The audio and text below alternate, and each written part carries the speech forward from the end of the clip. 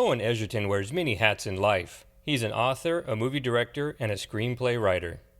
He's also an ordained minister, curbs his appetite as a secret shopper for Jack-in-the-Box, and collects commemorative Christmas coffee mugs from Waffle House. Owen has authored 5 books. His recent novel, Hollow, made NPR's list of best books for 2017. He has written and directed 3 feature films, and is the creator and host of Austin's author showcase, The One Page Salon. He recently took time out to sit down at Book People for a chat with Austin Liti Limit's Larry Brill. Owen, thank you for being with us today. Thank you for having me. All right, so with all of that, where does one start? I guess it is, were you born to write? Are you one of those writers who said, I always wanted to write?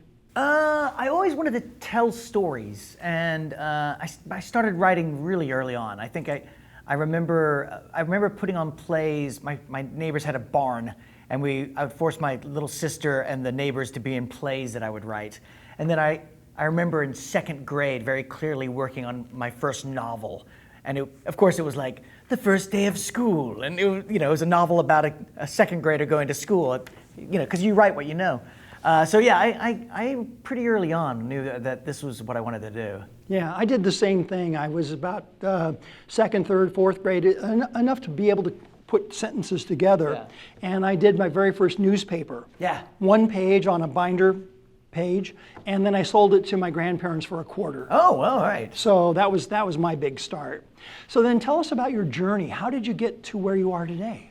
Well, let's see, writing-wise, I went to college, and then I went here in Austin, and then I was out of college, and I had a job, had my only, I think, real job I've ever actually had, and then I realized at some point pretty early on that I wanted to write, and I thought, well, if I didn't have to pay rent, I wouldn't have to make as much money as I could need now, and so if I don't pay rent, then I can have more time to write. So I quit my job, and I moved out of my apartment. I moved into an orange VW bus, a camper bus with it was high class, 2 stories. Wow. And basically, I traveled some in it, but for the most part, I lived in Austin, and I would go to Barton Springs in the morning and swim and shower, and then I would go to a coffee shop and abuse free refills, and then I would do comedy gigs and some other random jobs at night to kind of pay for the coffee. And that's how I sort of got into writing even more and finished my first novel that way. And then I was working at the Alamo Draft House doing comedy shows there, Master Pancake Theater. It was called Sinus Show at the time. And doing that comedy gig meant that I had enough money to pay for a place. And so I started writing and also moved into film in that sort of process, kind of slid into film. Did you move down to Hollywood and do screenwriting, or did you do it from up here? I did it here. So I was my first novel, which I self-published, is called Marshall Hollinser's Driving, and a filmmaker named Jeffrey Travis and his small film company at the time, they optioned it. And I started thinking, like, well, what is this screenwriting stuff? What does it look like? And then not too long after, a dear friend of mine who had been friends with for years, and he would always read my novels, and I would read his screenplays and plays. And at some point he said, well, I'm writing a comedy, and you do comedy. Let's work on this together. And at the same time, I contacted a friend of mine, and this is sort of the 90s Austin, and this friend had made movies with his friend Mike Eagles, this guy Chris Moss, and had worked together to make low-budget movies and just got all of the friends involved doing creative stuff in Austin. And he, because of this success in some of his movies, he made this film called Chalk, which got national distribution. It was very cool. He had an agent. He had connections and everything. So we invited him and said, what do you think about our script? And the 3 of us ended up becoming a writing trio. So we went from that script, and we got very lucky. We sold our script to Warner Brothers and worked for the studios and did a bunch of stuff. So for quite a number of years, we were this team of writing. So I didn't have to go to Hollywood. I mean, I've done a lot of time in Hollywood, but I got to do it from here. Having read Hollow and the Book of Harold, and I'm working through Everyone Says That at the End of the World right now, your writing is very economical, which Scott Semigrin, my good buddy, called it that, and I think that's a perfect description. Very economical, but it's also very visual. So are you seeing some overlap between screenplay, writing for the screen, and then writing your novels? Yeah, that's a great question. They definitely impact each other. I think actually I was probably in some ways an economical writer even before I started writing in screenplays. I'm a big fan of Vonnegut, and Vonnegut was an early influence on me who does not waste a word. He is going to give you an image, he's going to be clear, and he's not going to give you more than you need. And I appreciate that. So I think perhaps that influenced that. But of course, you're completely right. In a screenplay, you're very visual and you write very little, as little as you can sometimes. Yeah. Especially because every page, when it comes to filming, costs money. So if it's not necessary, then you should cut it. When I write novels, I just let it go. I go, find the story, get lost in the prose, and find out what sort of madness comes out. And then later on, I'll try and shape it into something. But when I do screenplays, I'm very structured. They are so very different. Your movies are pulp horror. Yeah. Well, we would just say horror, pulp. I like that term. I read that in an interview with you from, I don't know, a while back. Oh, yeah. And they referred to it as pulp horror, and I went, yeah, that makes sense. Want to make a horror movie to end all horror movies? Vampires, zombies, slashers. The clowns I found on Craigslist. We need to come up with a plan. Jesus, as a virgin, I probably have a fighting chance. You're not a virgin. Dork. That's a really, I mean, it's funny. It's like pulp horror is what I love. People sometimes ask, like, well, why are they so different?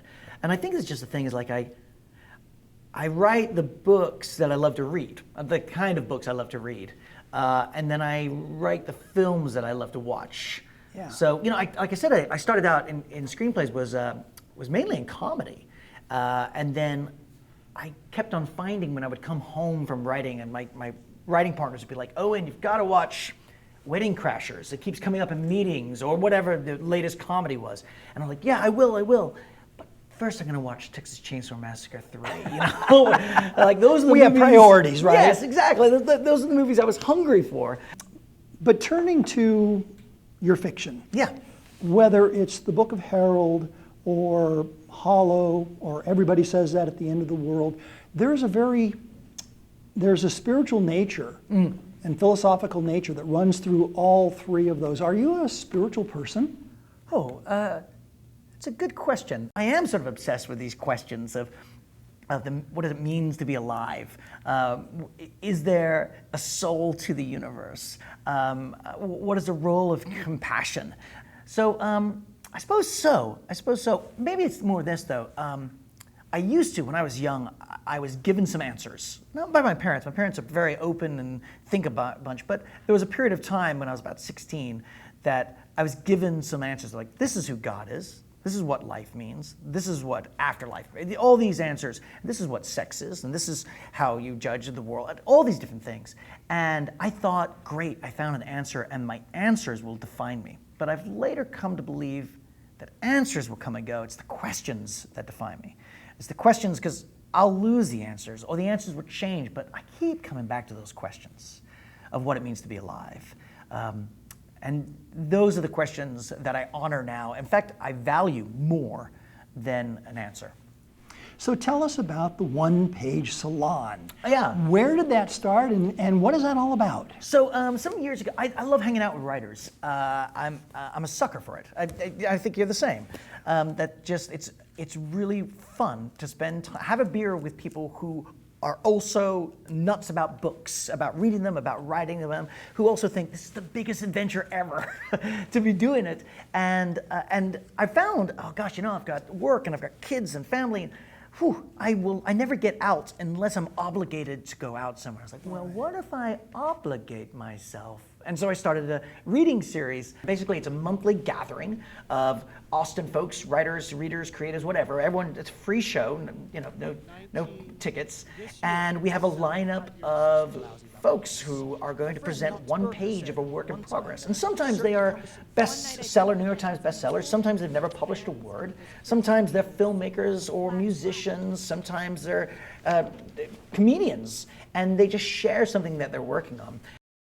What we can provide is words and story. And if we can give the words and story to the hungry and the thirsty, then we are performing a great and necessary service. The crowd is always so open and warm that these people who sometimes have never shared a page with anybody outside of they're on the page and written, they find this really warm and embracing crowd.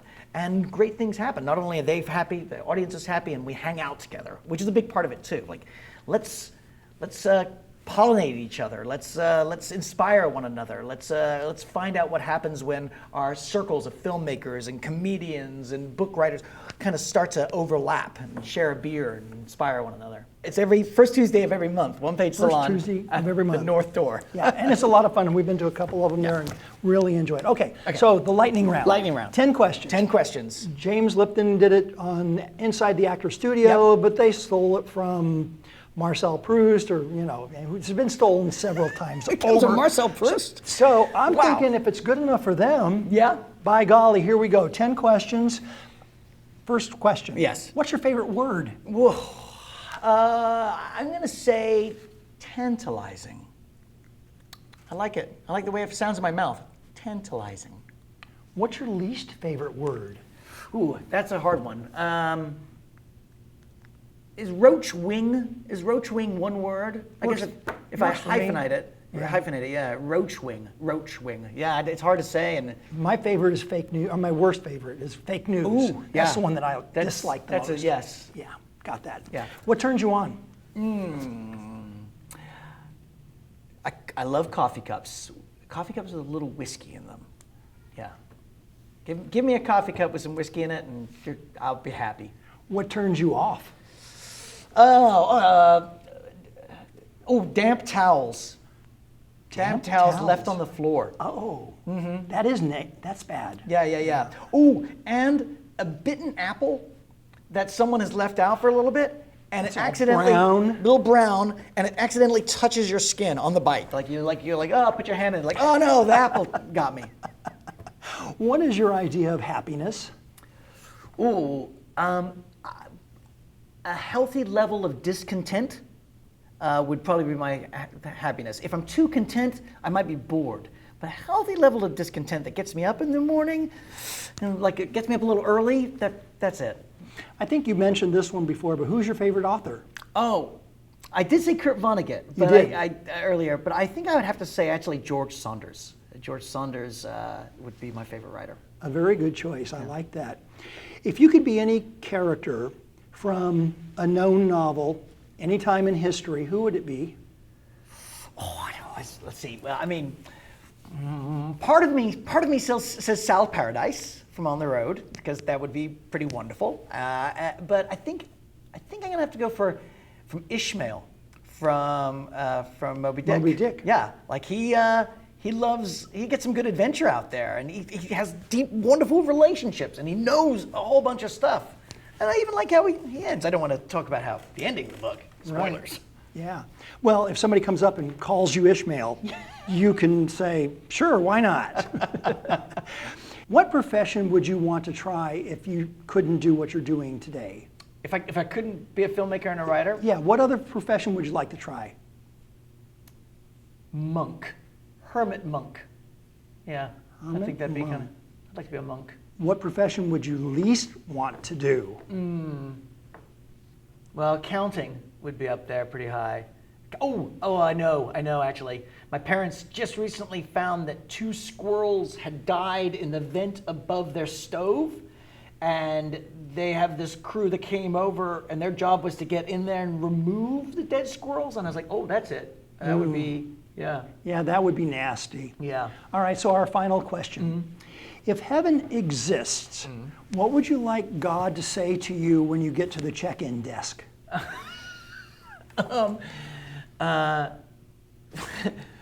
Forgive the mess. We're making some renovations. That would be. I think you know what I'd love him to say, or her. I'd like her to say. So glad you're here. Flannery O'Connor and Kurt Vonnegut are waiting in the whiskey bar. May I recommend the steak tartare? It's cruelty-free. I like that. Yeah.